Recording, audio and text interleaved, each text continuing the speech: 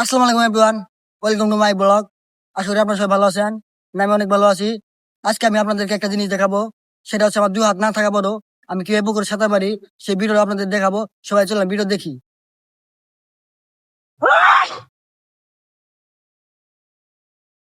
দেখতেই পাচ্ছেন আপনারা সবাই, আমার দু হাত না থাকা সত্ত্বেও আমি কিভাবে সবার সাথেই সাঁতার কাটতেছি। আমার কোনো অসুবিধা হচ্ছে না। আপনারা কি কখনো পারবেন পিছনে দুই হাত বেঁধে রেখে পুকুরে সাঁতার কাটতে? আমি জানি আপনারা কখনোই পারবেন না। আমি সাঁতার কাটা শিখেছি প্রায় আপনার 7-8 বছর আগে, মানে আমি যখন ছোট ছিলাম তখন থেকেই। আগে আমি মাঝে মধ্যেই পানিতে পড়ে যেতাম, পানি খেতাম পানিতে পড়ে। তখন থেকে আমার এক চাচাতো বড় ভাই আমাকে সাঁতার কাটানো শিখিয়েছে। বলে, তুই কখনো সাঁতার কাটতে পারবি না সেটা সবাই বলে, বাট আমি তোকে সাঁতার কাটানো শিখেই ছাড়বো। সেই তখন থেকে আমি সাঁতার কাটতে পারি, ছোটবেলা থেকেই। বাট এখন অনেক দিন ধরে পুকুরে নামা হয় না বলে এখন আমি সাঁতারটা প্রায় ভুলে যাচ্ছিলাম। তার জন্য আজকে আমি পুকুরে নেমে সাঁতার কাটতেছি সবার সাথেই। কারণ আমরা এখন আর কেউ পুকুরে নামি না, আশেপাশে আর পুকুরও নেই আমাদের বাড়ি পাশে। আগে অনেক পুকুর আগার ছিল, বাট এখন আর পুকুর নাই, তার জন্য আর পুকুরে নামা হয় না।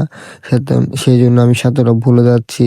তাই ভাবলাম যে আজকে যেহেতু পুকুরে নামছি, তাই আপনাদের সাথে ভিডিওটা শেয়ার করি।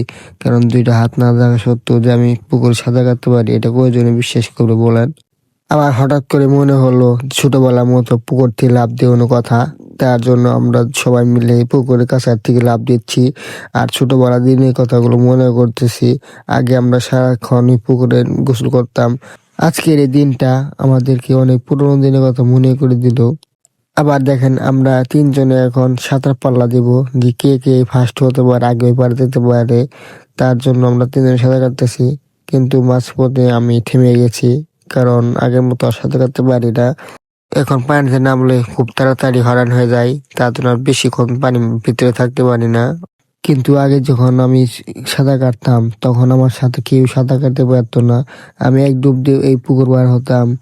যাই হোক, দুইটা হাত না থাকা সত্ত্বেও যে আমি সাঁতার কাটতে পারি সবার সাথে তাল মিলিয়ে, তার জন্য আমি খোদার কাছে হাজার হাজার শুকরিয়া আদায় করি। আর আপনাদের যদি ভিডিওটা একটু ভালো লাগে থাকে তাহলে অবশ্যই ভিডিওটা একটা শেয়ার, লাইক, কমেন্ট করে দিবেন। ধন্যবাদ।